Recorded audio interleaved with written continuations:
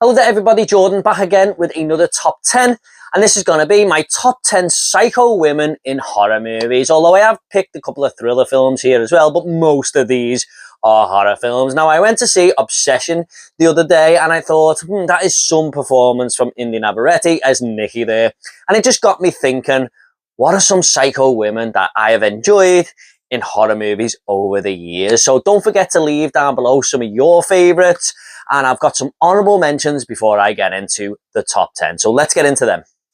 First up, we have Mother from Mother's Day, the remake, starring Rebecca de Monray. Then we have Lucy from Martyrs, although there are reasons for her doing that. I wouldn't say she's a complete villain. Asami Yamazaki from the movie Audition. Kitty, kitty, kitty, kitty. If you've seen it, you know what I'm talking about. Alex Forrest from Fatal Attraction. That woman just wouldn't leave Michael Douglas alone there. Nancy from The Craft, one of my all-time favourite horror movies. The Woman from The Woman, also known as Day of the Woman. Yeah, she's just this feral woman living in the wilderness. Also, Lola from The Loved Ones, who cannot take any rejection whatsoever. And we also have Vicky from Terrifier 3, who I was surprised to see in that film as Art the Clown's little sidekick there. There's also someone else that I don't want to get into, but it is from a French extremity film from the 2000s. However, if I do get into it, it will give the ending away. But if you've seen it, you know which one I'm talking about there. So let's just get into it now. Number 10. Number 10 is going to be Catherine Trammell from Basic Instinct, played by Sharon Stone. Now, again, this is a thriller movie. I did say there was a couple of thrillers in here.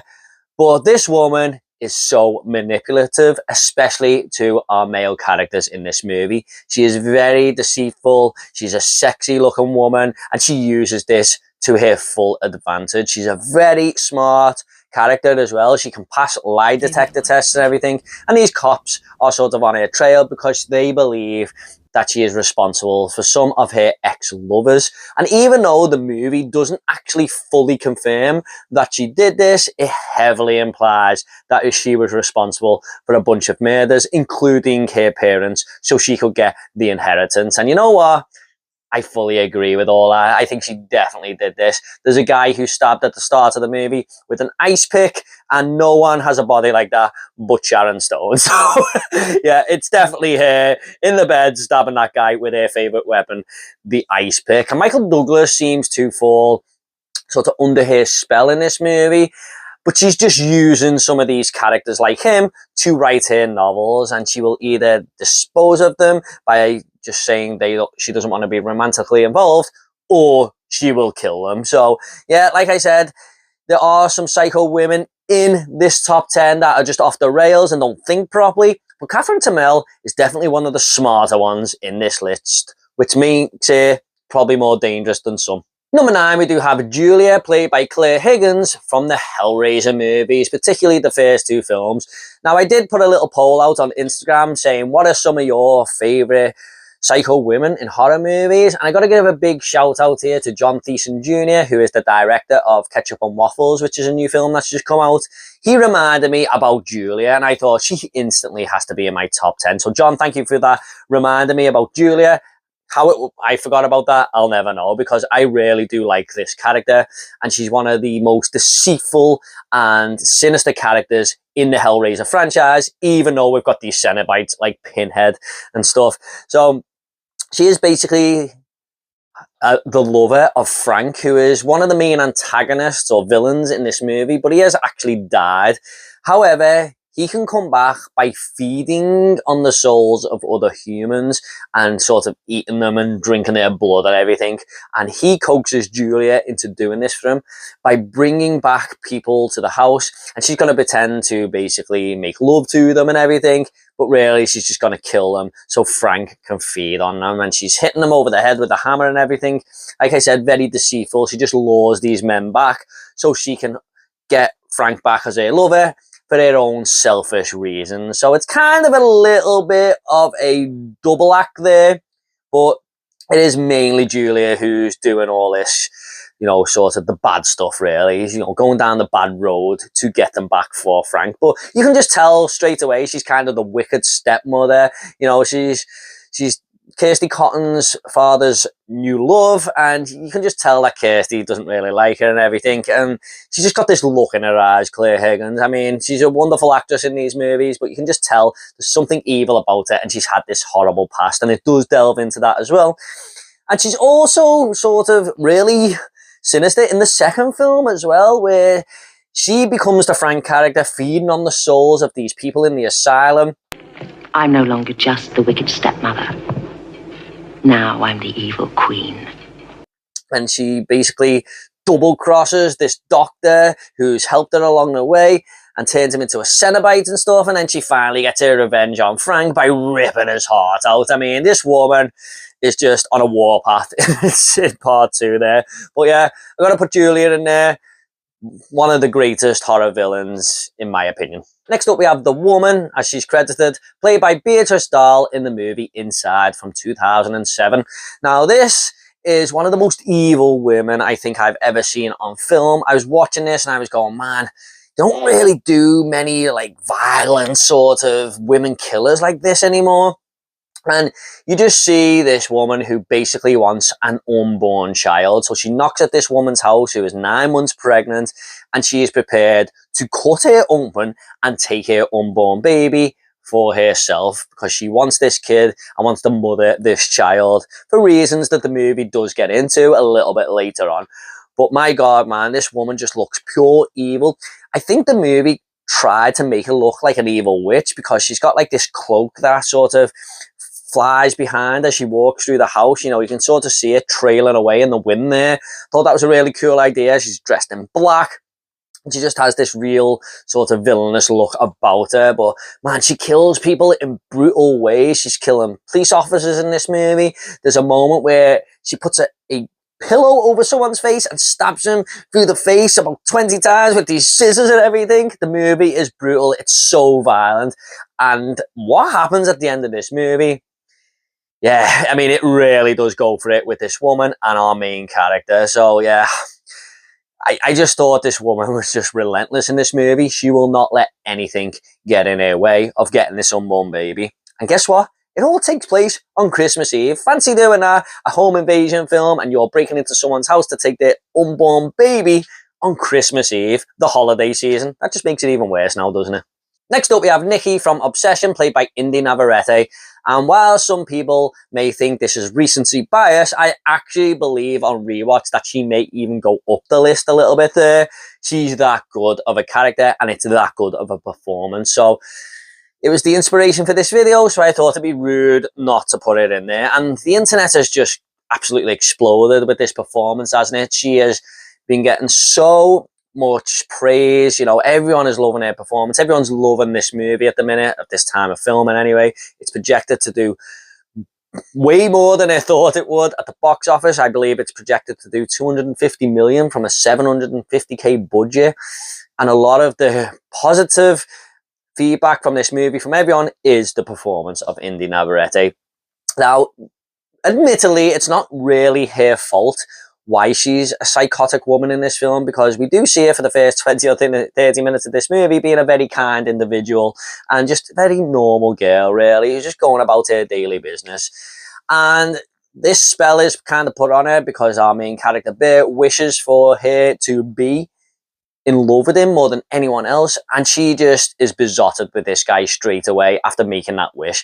But she sort of becomes the girlfriend from hell, basically. Have you ever heard of them relationships where someone is kind of under the thumb a little bit there and their partner kind of won't let them do things that they used to enjoy doing before they got in a relationship? Well, that's what it's like here, times 1,000. I remember scenes in this movie where Bert is going home and he's going to tell her that he's having a boys' night and he's terrified to tell her. And, you know, he's sort of shaking in his boots and everything. He goes to the toilet at one point and she wants to listen to him on the toilet because she's just obsessed with everything he does. She won't let him move. And there's moments where he'll just go on the phone and she's lurking around the corner, wondering who he's speaking to and everything. As the movie goes on, this only elevates even more and gets lots more sinister, and yeah, some bad shit starts to happen, really. But I don't really want to get into it. It's a newish movie. I don't want to give too many spoilers away, but there's a scene that happens in a car later on, and I jumped out my skin, and I couldn't believe what I was seeing. It was just Indy Navarrete, or Nikki as we know her in the movie, absolutely going for it. So yeah, this is one of the best cinema experience I think I've had with a horror movie. I watched it on opening night. The movie cinema was packed, and people were nervously laughing. They didn't know what was coming next, and it was mainly down to all the scenes with Nikki. They were just, you could feel it in the air. You know, they were wondering what was going to happen. They were laughing because it was darkly comedic, not because they thought she was hilarious. And there were winces here and there as well, like when certain things were happening. No. What? No, no, no, no, no, no, no, don't do that! So yeah, it's a great movie. I can't wait to watch it again. Indy Navarrete has to be in there. I think it's Oscar worthy, this performance. People may laugh at that, but I'm not the only one saying it. It would be a crime if she didn't get nominated for an Oscar next year. So that is Indy Navarrete as Nikki in Obsession. Next up, we have Esther Coleman, played by Isabel Fernan from the movie Orphan and Orphan First Kill. I believe we've got a third movie coming as well, so this shows that she's kind of an iconic character these days. But this is a very smart woman, kind of like Catherine Tamel in Basic Instinct, where she's just ahead of everyone. She's 10 steps ahead of everyone. The orphanage where she's from, the family that she's going to live with, the families that she's lived with in the past. Because, spoiler alert guys, if you don't want to know the end of Orphan, maybe fast forward the video. There's your warning, but this is actually a fully grown woman in her 30s disguising herself as a child who needs some parents to adopt her. But she's got like this dwarfism, so she can disguise herself very easily as a kid, basically. And she has infiltrated these families over the years, killing them in the past. I believe she killed her parents as well, as the little backstory goes, and now she's trying to kill this new family that she's infiltrated, really, who are basically adopting her from the orphanage. And yeah, she's just a very, like, as soon as this family adopt her, weird things start happening, and you can just tell there's something really off with her, and she's trying to sort of get in with the dad and everything in a sexual way and stuff. It's just a very weird film, but when that ending hit, your mind is absolutely blown by it. So yeah, I think she's a very clever character, and I gotta admit, I didn't see that ending coming, so she even deceived me as an audience member, where I was like, how didn't I see that? So very, very smart character who has very murderous ways, and I thought she definitely deserved to be on this list. Number 5 is going to be Mrs. Voorhees from Friday the 13th, played by Betsy Palmer. Now, this is a woman who can just switch her personality like a light bulb. She's a very caring woman. You feel safe around her, especially our main protagonist, Alison, who, you know, it feels like all the killing has stopped there when she turns up. You know, she's saying, don't worry, calm down. No one's going to kill you here. I'm here now. Next minute, we find out she is actually the killer, and her personality just goes like that, and she turns into this knife-wielding maniac. But I really like the psychotic side of her as well, because she is on this revenge mission from hell to kill all the people who wronged her son, because her son, Jason, drowned at the camp. And she has just been killing people over these last couple of years in all these creative ways, may I add, which, you know, gives her more points. But, you know, she's just relentless. She's just shoving arrows through people's necks, slicing their throats and everything. She doesn't care. No one is going to get in her way of getting her revenge on Jason. But I like the psychotic side, where she's really talking, you know, to Jason through herself. Get her, mommy. Kill her. Kill her, mommy. Kill her. And even though a lot of people think this is like a cop-out and it cheats the audience because it's a whodunit movie, but she's only in the movie for 15 minutes. She's not really in it throughout the entire film. I get that. I do agree with it. But I really like Betsy Palmer's performance here. And she said it was one of the best roles she did, even though she didn't want to do it in the first place. And she's glad she's done it now. But it's given iconic status. Lots of people still talk about Mrs. Voorhees. We're getting a Camp Crystal Lake TV show coming at the end of the year, which is going to focus on Mrs. Voorhees as a killer. Can't wait for that. Because don't forget, she did do this a couple of years before at the camp as well. You know, killing people. It's not just the original Friday the 13th. It goes back a little bit further than that. So I'm looking forward to seeing what that show can do. But she started the damn franchise, man. I mean, how many movies did we had in this franchise now? Like, what, 11, 12, 13 even. Yeah. So, you know, I gotta give it lots of points for that, and I really do like her as a villain in the first film. So that is Mrs. Voorhees. Next up, we have Jill Roberts from Scream 4, played by Emma Roberts. Now, this is one of my favourite Ghostface killers in the entire film series. Stu Macker is probably my favourite, but then I would say Jill Roberts. And I don't get why people say they don't like her as a character. I think the psychotic side of her that comes out in the third act of the reveal is amazing. And I just love watching her taking people out left, right and centre. She's probably the most jealous killer on this list because she wants the fame. She's jealous of Sydney getting all the attention and she wants her moment in the sun. But she thinks the way of doing this is just killing everyone around her and coming after Sydney herself, basically. I mean, she coaxes Charlie into helping her and just uses him and then just kills him on the spot like he's a piece of garbage. She shoots her ex in the head without any sort of remorse or emotion. She doesn't even think about it. She just goes, bang, thank you, shoots him, dead. And she's just trying to kill everyone around her, like Gail Weathers and everything. She's coming after everyone. And she thinks she's killed them all. She goes to the hospital and she realises Sydney is still alive. So she's not stopping there. Even though the game is up, she's still coming after Sydney. And what she does in that hospital, just trying to kill everybody, is just a joy to see for me, really. I really do like Jill as one of the killers. And she's one of the hardest killers to guess. You know, I never seen that coming when I first watched Scream 4. And even when I rewatch it, I'm like, man, it's really clever the way they did this. Because the whole focus is on Sydney protecting Jill from this Ghostface killer. So you really do think she's in danger there. The movie kind of felt like she was going to be the new protagonist and move Sydney on a little bit. And that's why it's so hard to spot. It just pulls the rug from under you there. But yeah, really love Jill as a killer. Like, I love the way she says, I had to kill my mum, no great loss there. And it's like, man, you killed your own mum and you don't even care just for this little bit of fame and you're 15 minutes in the sun. So yeah, she had to be on this list. One of my favourite Ghostface killers ever. Next up, we do have Pearl from the movies X and Pearl, played by Mia Goth. Now, this, especially in Pearl, is where we see a character that is just a little bit loopy right away. I mean, you can tell there's some evil tendencies in her from the off, even before she goes off the rails.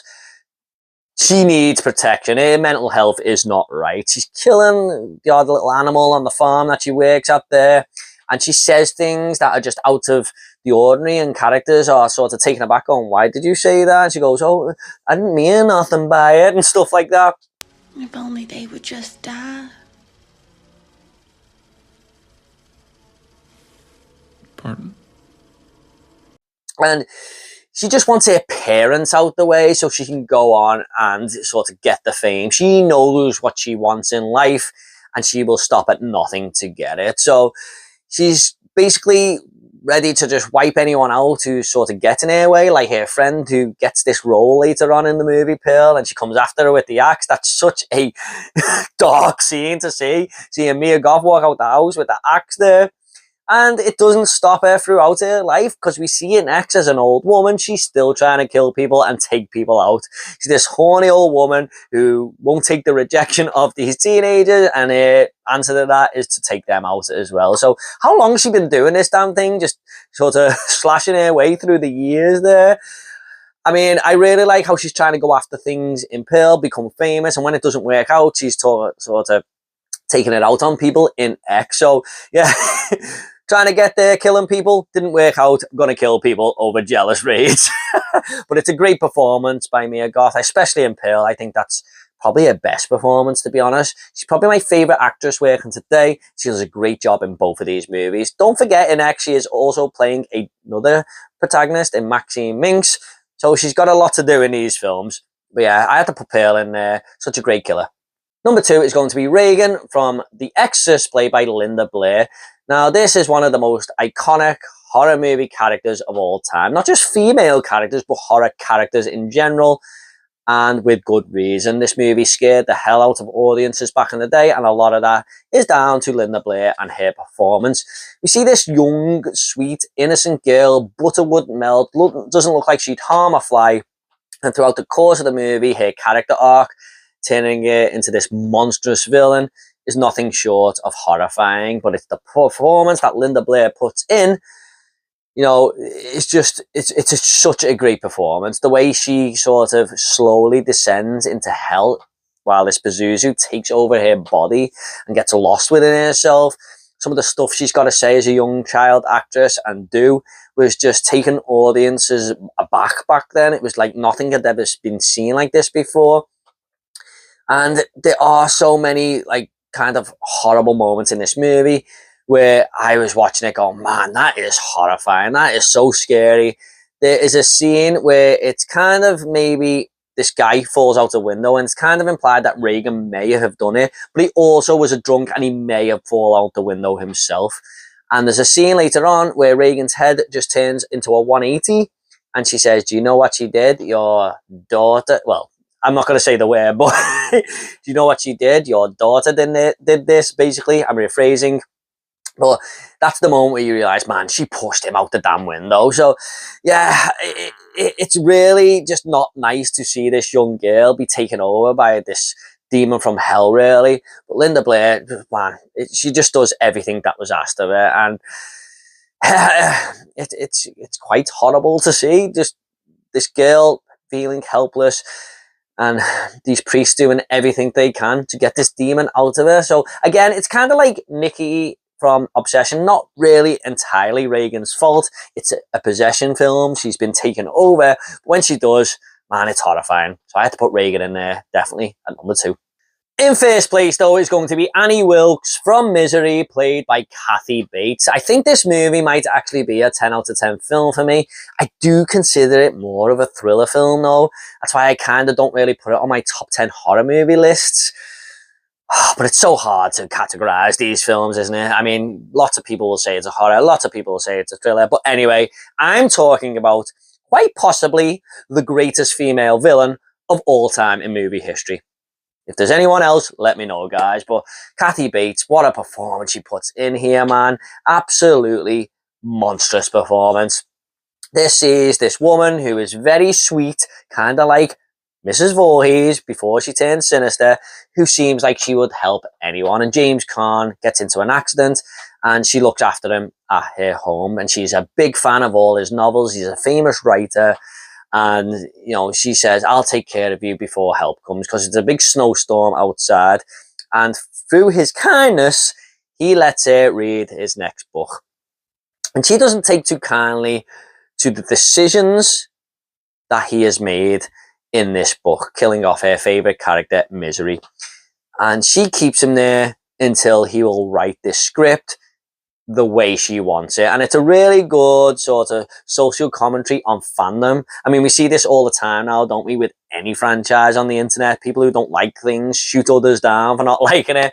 I mean, some people just can't respect the source material. And that's fine. That's what we're here for, to discuss movies and everything online, isn't it? But this woman, like a light bulb, can just change her personality because she seems so sweet. And there's one moment where James Caan spills a little bit of soup, I believe, and she just goes, wow, I mean, you can't keep the soup in a bowl. What's wrong with you? And I was like, holy shit.